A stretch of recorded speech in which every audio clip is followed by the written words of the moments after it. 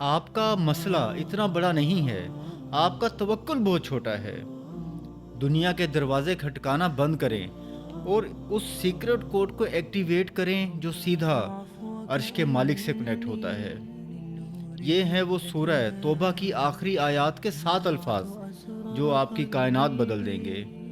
حسبی اللہ لا الہ الا ہوا علیہ توکلت وہو رب العرش العظیم۔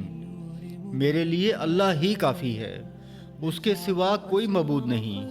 میں نے اسی پر بھروسہ کیا اور وہ عرش عظیم کا مالک ہے۔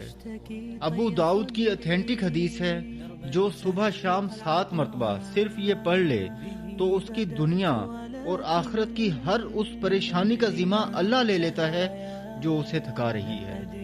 نوٹ کریں، ذمہ، رسپانسبلٹی، یعنی فکر آپ کی نہیں، اللہ کی ہے۔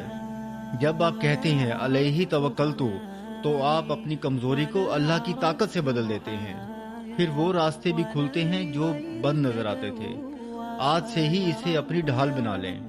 کمنٹ میں توکل لکھیں اگر آج سے آپ اپنی فکر اللہ کے سپرد کر دیں گے۔